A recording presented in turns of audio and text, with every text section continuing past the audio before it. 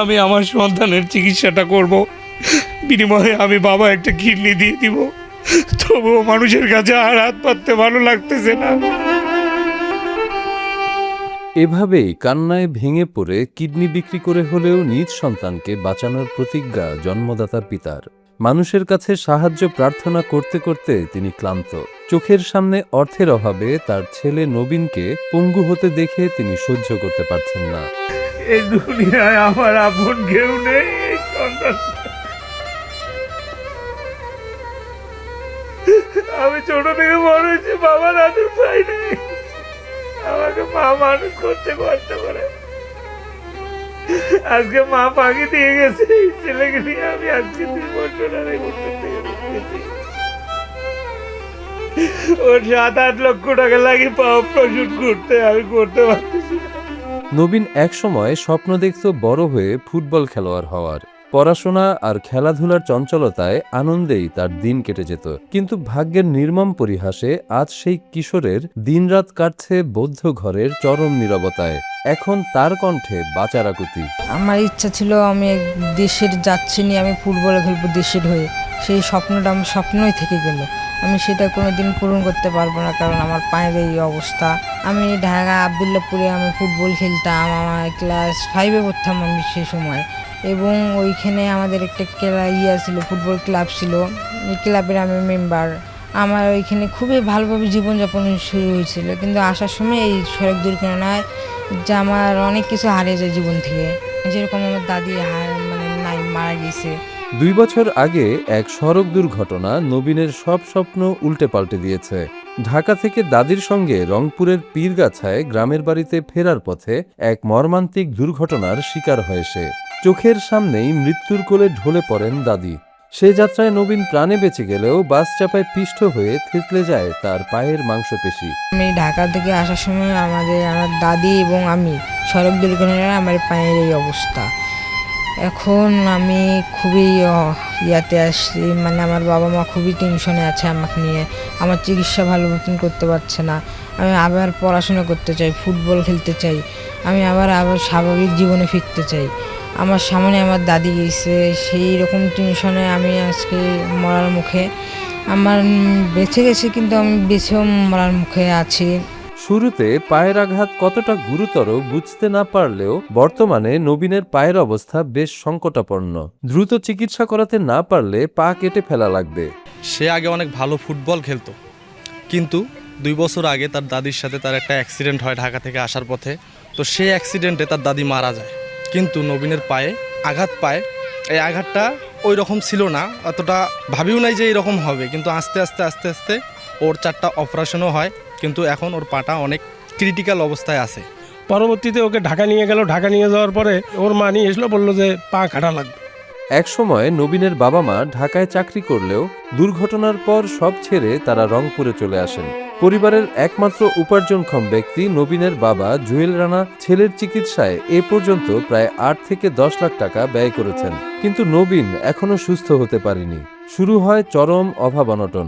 তাদের বাড়িটা এখন যেন একটা হাসপাতাল। বাড়িটা মনে হয় মেডিকেলের মতো হয়ে গেছে আজকে 2.5 বছর ধরে। আর আমি পারতেছি না, আমি মা হই আমার বাচ্চার এই দুর্দশা দেখতে পারতেছি না। আমার অনেক কষ্ট হয়। আমি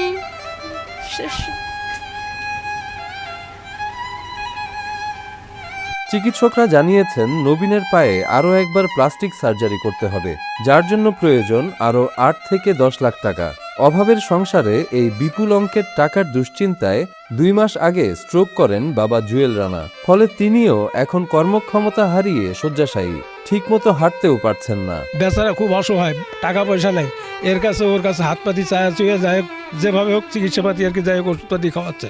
কিন্তু ও একদম এই পিছনে সব নিশ্চয় হয়ে গেছে। ও আর এখন যে কামাই করবে ওরও সেই পরিস্থিতি যে স্টক করিয়ে ওরও অবস্থা খারাপ। ও যে 2-4 টাকা কামাই করিয়ে ছেলের পিছনে খরচ করবে এই ক্ষমতা আর ওর নাই। তবুও হাল ছাড়েননি ভাগ্যাহত এই বাবা।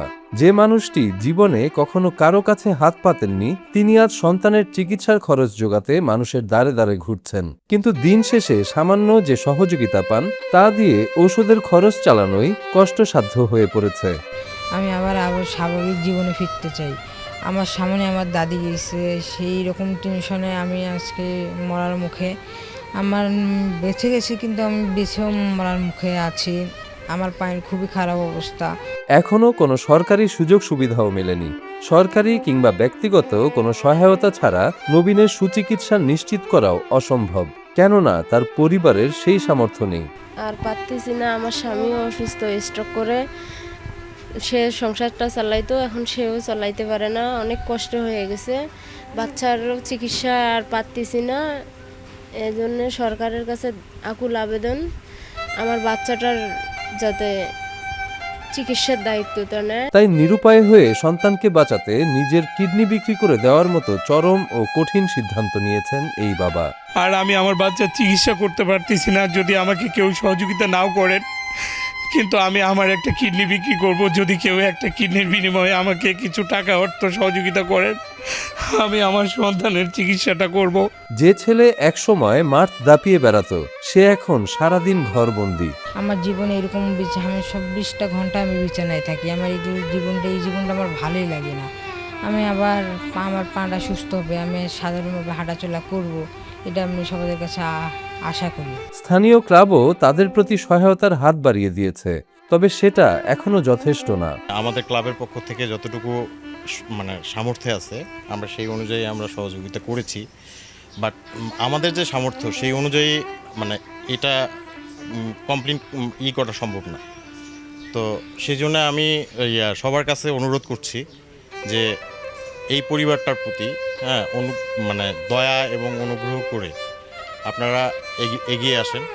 আর আমাদের যতটুকু সম্ভব আমরা চেষ্টা করব।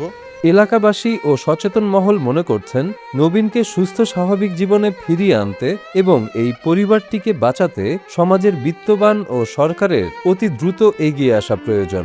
নবীন আমাদের মাঝে আবার ফিরে আসুক, এটাই আমরা চাই। এই চিকিৎসা বা খাওয়া দাওয়ার অভাবে তারা হয়তো বা নিঃশ্বাসও ত্যাগ করতে পারে। পরিবারটা একবারে মানে যে দুর্ভোগ যা বলার মতন নয়। এখানে সাধারণ যারা বিত্তবান আছেন তারা যদি এগিয়ে আসেন, হয়তো এই পরিবারটা সামনের দিকে অগ্রসর হতে পারে।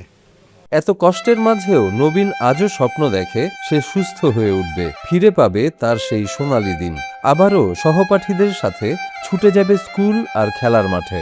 ঢাকা থেকে আসার সময় আমার দাদি এবং আমি সড়ক দুর্ঘটনায় আমার পায়ের এই অবস্থা। এখন আমি খুবই ইয়াতে আসছি, মানে আমার বাবা মা খুবই টেনশনে আছে আমাকে নিয়ে। আমার চিকিৎসা ভালো মতন করতে পারছে না। আমি আবার পড়াশোনা করতে চাই, ফুটবল খেলতে চাই, আমি আবার স্বাভাবিক জীবনে ফিরতে চাই। আমি ছোট থেকে কারো কাছে হাত পাতি না। আল্লাহ যেন আমার মতো বিপদ কাউকে না দেয়।